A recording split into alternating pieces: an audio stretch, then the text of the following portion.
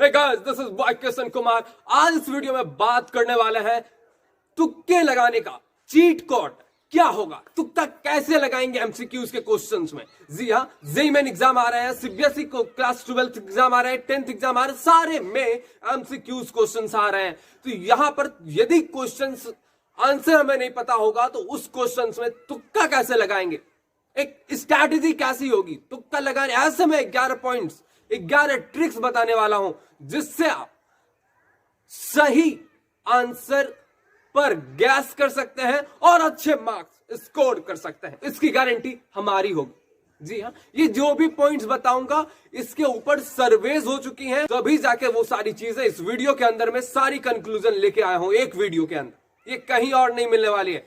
यदि आप चैनल पर नया है तो चैनल को सब्सक्राइब कर लें, और यदि आपने अब तक हमारी जो सीरीज है कॉलेज रिव्यूज, यदि आपने अब तक नहीं देखी है, चाहे वो आईआईटीज हो या एनआईटीज हो, हमने सारे आईआईटीज एनआईटीज के ऊपर कवर कर चुके हैं। तो वो प्लेलिस्ट आपको आई बटन में दिख जाएगी, वो देखना बिल्कुल मत भूलिएगा। तो चलिए बिना देरी के वीडियो स्टार्ट करते हैं।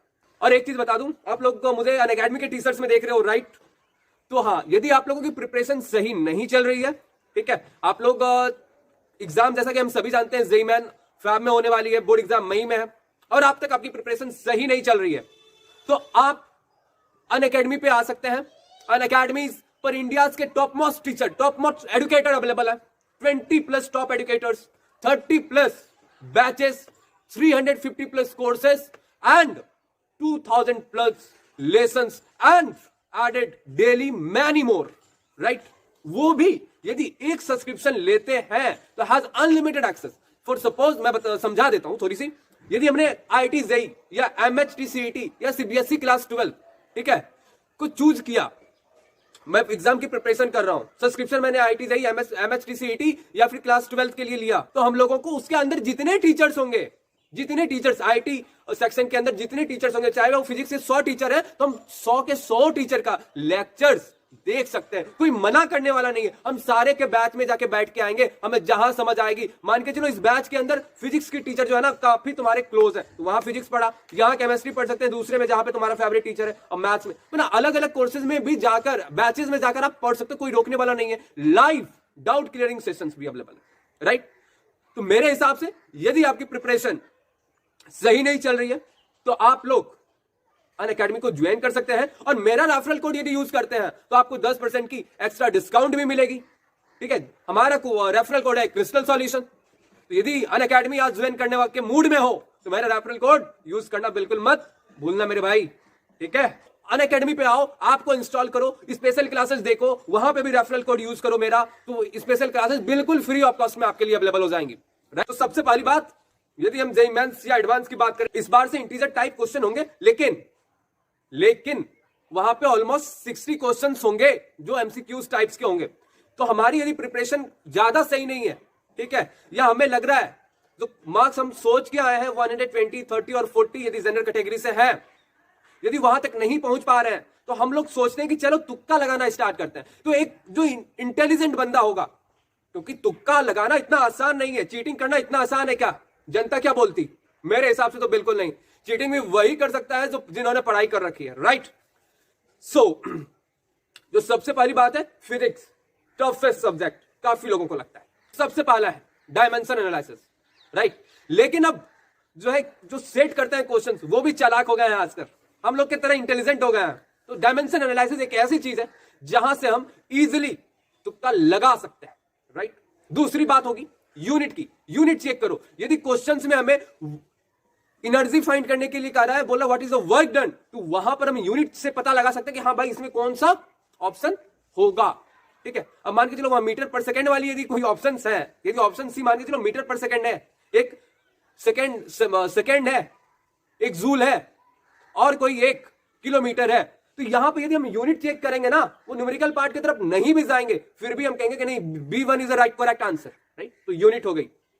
तीसरी जो बात होगी वो, यदि मान के चलो ग्राफ के क्वेश्चंस आएंगे, ठीक है, ग्राफ के लिए काफी इजी है, राइट? हम लोग क्या करेंगे, चार ऑप्शंस तो होंगे, तो ग्राफ जो सिंपल होगा वो आंसर कभी नहीं होगा फिजिक्स के अंदर। जी हाँ, जो ऑड वन आउट होगा, एकदम लगेगा कि ये तो हो ही नहीं सकता, वही answer sir. Odd one out को फिजिक्स में चूज करके आना है, राइट। उसके बाद बात आती है जब कोई न्यूमेरिकल वैल्यूज होंगी, मान के चलो ए ऑप्शन है 10, बी ऑप्शन है 20, सी ऑप्शन है 30 एंड डी ऑप्शन है 140, राइट। तो आंसर क्या होगा? हम यदि तुक्का लगाने की कोशिश करें, यहां से क्या लगा सकते हैं हम लोग? एक्सट्रीम जो वैल्यूज है उसको तो सीधा एलिमिनेट करेंगे, ये हो ही नहीं सकता, चांस ही नहीं है, लिस्ट चांस है, राइट। तो ये ए बी सी में हम लोग कुछ चूज करना होगा, ठीक है। उसमें भी जो मिनिमम वाली वैल्यूज होंगी ना उसे भी एलिमिनेट कर सकते हो, बट यहां पर अब क्या होगी कि प्रोबेबिलिटी क्या होगी? 50% हो गई, 25% ऐसे थी, लेकिन ये जो तुक्का दिमाग से लगा रहे हैं इससे probability of getting the right answer is 50%, right. Chemistry में कैसे अच्छा स्कोर गेन कर सकते हैं तुक्के लगाकर? तो सबसे पहली पॉइंट, यदि ऑर्गेनिक केमिस्ट्री है, जी हाँ ऑर्गेनिक केमिस्ट्री की बात कर रहा हूं, तो वहां पर जो भी रिएक्शन है, जो सबसे अजीबो गजीब आंसर दे रहा है, प्रोडक्ट दे रहा, जाके चुपचाप आंख बंद करके टिक मार दो, ठीक है। क्योंकि जो हम प्रोडक्ट सोचते हैं ना, वहां पे कुछ ना कुछ एक्सेप्शंस होती हैं या कुछ और होता है जो लग जाता है, और हम लोग वो जो प्रोडक्ट है ना उसके बारे में सोचते हैं कि नहीं ये तो होगा ही नहीं, लेकिन वो हो जाता है ऑर्गेनिक केमिस्ट्री। यदि फिर बात करें फिजिकल केमिस्ट्री की, कैसे तुक्का लगाना है, तो यहां पे भी वही फिजिक्स की रूल फॉलो होंगी। एक्सट्रीम या फिर जो मैक्सिमम आंसर्स दिए हुए वैल्यूज दी हुई है उसे एलिमिनेट करना है, वो तो बिल्कुल नहीं होगा, ठीक है। दो बात चीजें हो गई। और तीसरा, केमिस्ट्री के अंदर एक वो भी यूनिट्स भी काम आ सकती हैं, ठीक है, फिजिकल के क्वेश्चन में स्पेशली। अब यदि मैं मैथ्स की बात करूं तो यहां पर कुछ केस एकदम उल्टा पड़ा है, एकदम ऐसे। पहली बात, हम लोगों ने अभी तक फिजिक्स के ग्राफ में और केमिस्ट्री के जो क्वेश्चन थे ऑर्गेनिक, उसमें ऑड वन आउट को चूज कर रहे थे, लेकिन अब मैं बोलूंगा यदि आप मैथ्स के क्वेश्चन सॉल्व कर रहे हैं तो वहां पर ऑड वन आउट पे जाने का चांस बिल्कुल नहीं है, मतलब जाना ही नहीं है ऑड वन आउट पे, मैं ये कह रहा हूं, ठीक है। यहां पे जो 2-3 वैल्यूज हैं जो काफी आसपास हैं, ठीक है, वो वही करेक्ट आंसर है, ठीक है। वीडियोस के लास्ट में तीनों का समअप दूंगा, कुछ सर्वेस के अकॉर्डिंग कौन से ऑप्शंस, राइट, कौन से ऑप्शंस पे ज्यादा सही होने का प्रोबेबिलिटी। मैथ्स में कैसे लगा रहे हैं कि जो ऑड वन आउट है उस पर बिल्कुल भी नहीं जाना है, हमें जाना कहां है, चाहे एबीसी में जो एक्सट्रीम पॉइंट पे तो बिल्कुल नहीं जाना है, जो इधर यहां जो लग रहा है कि नजदीक में है उस क्वेश्चन पे जाना है हमें, राइट। ऑप्शन चेकिंग, यदि मान के चलो कोई क्वेश्चन है क्वाड्रेटिक इक्वेशंस का, वो बोल रहा है हमें उसके रूट्स क्या है, तो हम क्या करेंगे, उस इक्वेशंस में जो क्वेश्चन ऑप्शन में ही दिया हुआ है उसी का वैल्यू वहां पे पुट करेंगे, वहां से पता कर सकते हैं कि आंसर कौन सा होगा बिना सॉल्व किए, राइट। क्योंकि जो तुक्का लगा रहे हैं इट मींस आपके पास टाइम है, तो यदि लॉजिकल हम लगाए ना तुक्का भी, तो अच्छे मार्क्स इजिली गेन कर सकते हैं। ऑप्शन चेकिंग हो गई। उसके बाद एलिमिनेट कर सकते हैं, सपोज कि हमने कुछ 4 ऑप्शन है, थोड़ा बहुत क्वेश्चन से एनालाइज करके पता किए कि डी ऑप्शन नहीं होगा या सी ऑप्शन नहीं होगा, तो अब हम क्या करेंगे, ए बी सी में ही, राइट, हमें चूज करना है। तो जो प्रोबेबिलिटी पहले 25% थी सही होने की, अब वो प्रोबेबिलिटी बढ़ के 33% के आसपास हो गई। अब जो है टाइम आ गया है कि आपको मैं बताऊं कि कौन से ऐसे ऑप्शंस हैं जो क्वेश्चन सेटर्स होते हैं उसके फेवरेट ऑप्शंस होते हैं। तो एक सर्वे के हिसाब से विलियम्स नाम का एक रिसर्चर था, उन्होंने एक सर्वेस किया, तो सर्वेस से पता चली हमें कि बी ऑप्शन, जी हाँ बी ऑप्शन यदि आप चूज करते हो तो probability of getting the right answer is around 28%, right. तो हमें जब चूज कर रहे होंगे तो बी ऑप्शन पे चूज किया जा सकता है, ये नहीं कि जय माता दी या भगवान का नाम लेके कुछ भी कर रहे हैं, A B B B B B C C C, मैंने वो जो हम लोग करते हैं वो नहीं करना है।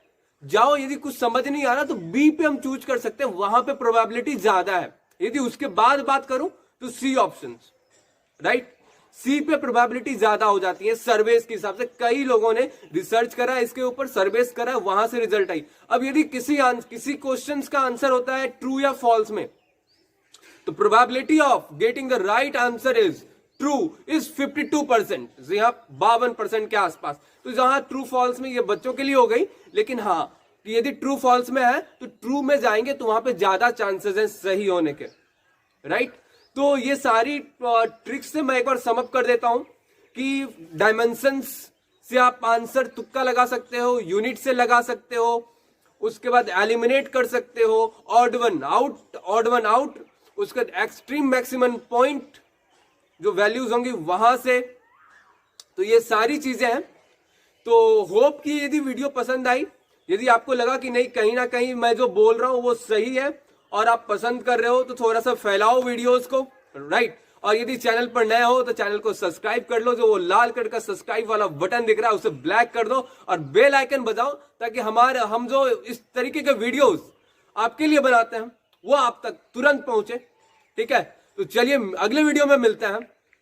टिल देन टाटा बाबा एंड टेक केयर। और हाँ, हमारा रेफरल कोड ही यूज करना यदि अनअकैडमी ज्वाइन कर रहे होगे। मैं तो कहूंगा श्योर एंड सर्किट आप ज्वाइन करो अनअकैडमी को, क्रिस्टल सॉल्यूशन कोड यूज करके फ्री में लाइव क्लासेस देखो, राइट। वहां पे भी यूज करो हमारा रेफरल कोड क्रिस्टल सॉल्यूशन। चलिए मिलते हैं अगले वीडियो में। टिल देन टाटा बाबा एंड टेक केयर।